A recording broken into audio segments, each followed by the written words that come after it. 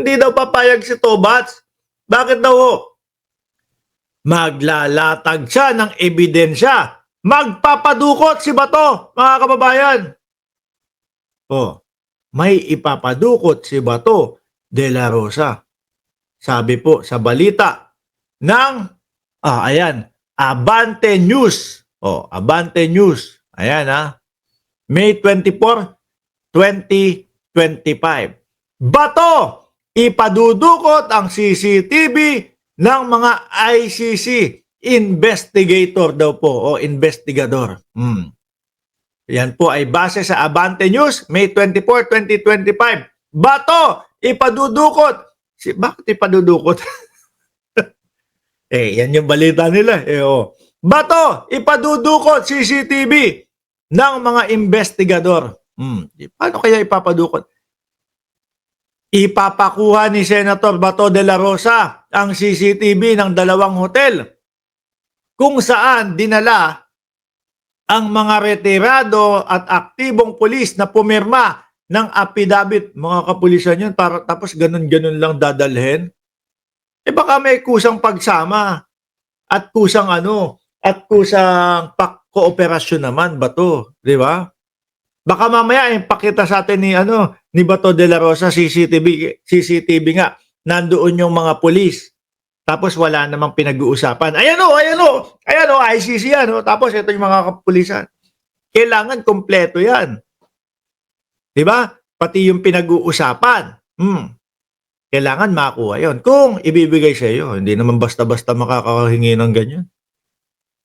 Gagamitin ni De La Rosa ang CCTV footage na gagawin investigasyon. Meron na naman pala. Di ba? Meron na naman po palang walang katorya-torya at walang kakwenta-kwentang pinaplano si Bato de la Rosa, mga kababayan. Dito, sa Senado, biruin nyo. Yung pong 2 hearing na ginawa niya, walang nangyari. Sayang ang pera ng bayan. Yung hearing na ang pinanindigan niya ay yung authentic daw po kasi may butas ng puncher, mga boss. May butas ng puncher. Wala po nangyari.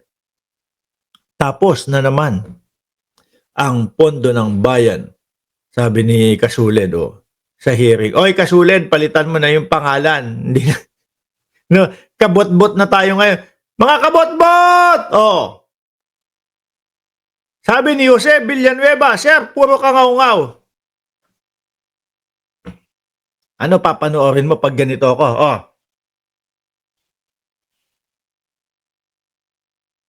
Manonood ka pa ba sa akin kapag yung hindi ako nagsalita?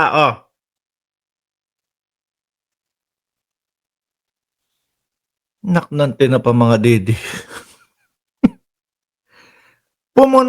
Pumasok sa live na vlogger, tapos ayaw pagsalitain, puro daw ngaw-ngaw. Anong papanoorin nyo kapag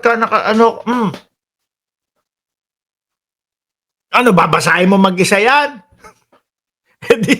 di sana nag-Facebook ka na lang. Makikita mo din yung mga yan. Mahihina talaga yung utak ng mga DDS.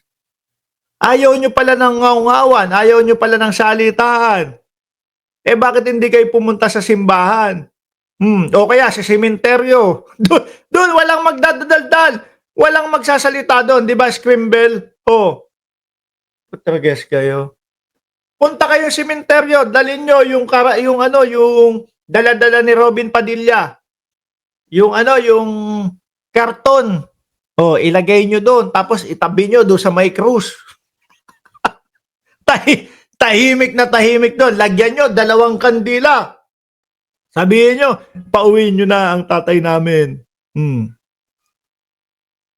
Tahimik doon. Pumasok sa vlog, sa live stream. Expect walang magsasalita mga kababayan. Sementeryo, walang magsasalita. Eto. Nako, Bato! Gagamitin na naman daw po niya doon sa pahiring-hiring niya, mga boss. yari na naman ang pondo natin ito. Ano? Yung pangalawang hearing niya kay Buloyski. No? Yung pangalawang hearing, mga kababayan, kay Buloyski. Anong nangyari? Isang araw bago mahuli si Buloyski.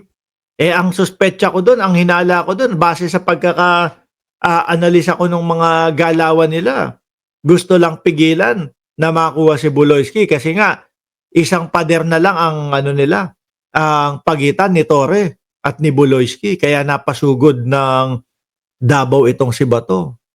Bato, please lang. Sayang, kawawa naman yung aming yung pondo ng bayan. No? Kawawa yung pondo ng bayan. Tapos may bagong investigasyon ka naman.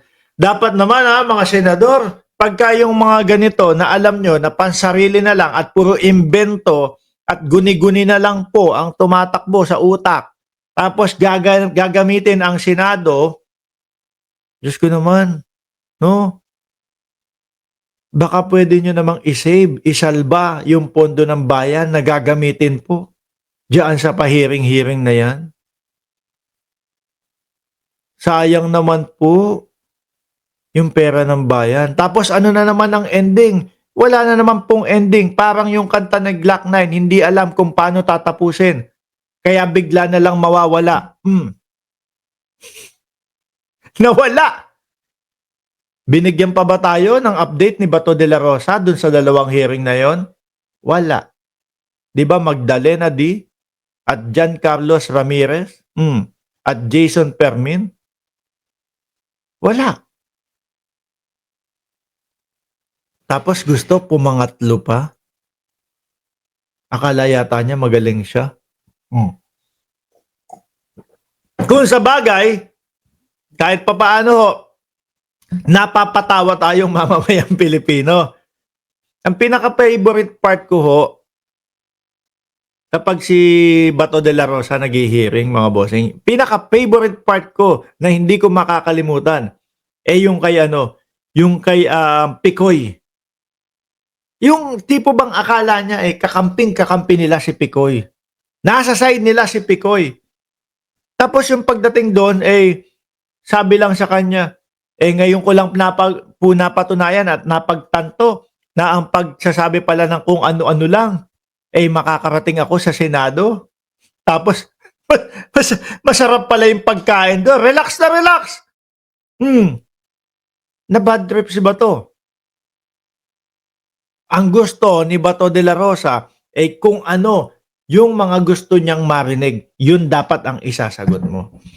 Napatunayan natin yan doon kay Picoy.